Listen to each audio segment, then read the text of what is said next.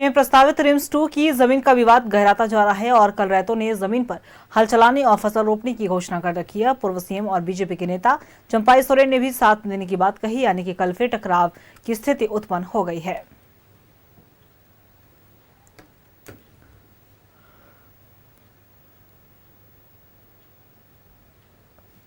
RIMS 2 के लिए प्रस्तावित 227 एकड़ जमीन का विवाद थमने का नाम नहीं ले रहा है। हल जोतो रोपा रोपो के तहत आगामी 24 अगस्त को रैयत इस खेत पर उतरेंगे और हल चलाकर रोपा रोपने का काम करेंगे। रैयतों का समर्थन कई सामाजिक संगठन और पूर्व मुख्यमंत्री चंपाई सोरेन का भी मिल रहा है। चंपाई सोरेन ने साफ तौर पे घोषणा कर दिया है कि आगामी 24 अगस्त को चंपाई सोरेन खेत पर उतरेंगे, हल चलाकर रोपा जो है वो रोपने का काम करेंगे। ऐसे में आगामी 24 अगस्त को टकराव की स्थिति देखने को मिल सकता है, जब रैयत इस जमीन पर, इस खेत पर जो है हल चलाने का काम करेंगे। विरोध करने का जो कारण बताया जा रहा है रैयतों के द्वारा कि अगर इस जमीन पर अगर रिम्स 2 बन जाएगा तो कहीं ना कहीं जो रैयत है वो पूरी तरह से भूमिहीन हो जाएंगे और यह जमीन या खेत जो है कृषि योग्य है। धान की खेती लगाकर लोगों का जीवन यापन होता है। यही वजह है कि रैयत जो है हर किस्त अपनी इस खेती योग्य ज़मीन को सरकार को नहीं देना चाहती है, रिम्स 2 बनाने नहीं देना चाहती है।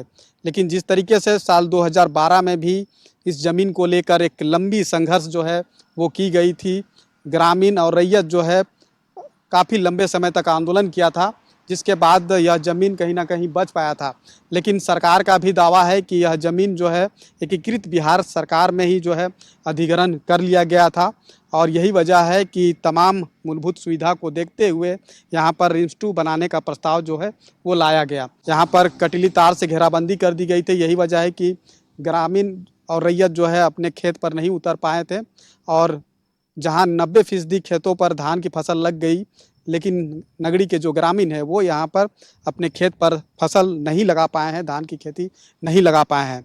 लेकिन जिस तरीके से जो ऐलान रैयतों के द्वारा, ग्रामीणों के द्वारा किया गया है, कई सामाजिक संगठन के द्वारा किया गया है और ख़ासतौर पे पूर्व मुख्यमंत्री चंपाई सोरेन के द्वारा घोषणा कर दी गई है कि 24 अगस्त को इस खेत पर कहीं ना कहीं हल चला करके एक आंदोलन को धार देने की कोशिश की जाएगी, रोपा रोपने की काम जो है वो किया जाएगा। ऐसे में अब देखना होगा कि 24 अगस्त को क्या नज़ारा यहाँ पे देखने को मिलता है, जब रैयत, पूर्व मुख्यमंत्री चंपाई सोरेन और कई सामाजिक संगठन के अगुवा हल लेकर यहाँ पे पहुँचेंगे। अपने सहयोगी रवि के साथ मैं दीपक उरांव, न्यूज़ 11 भारत, रांची।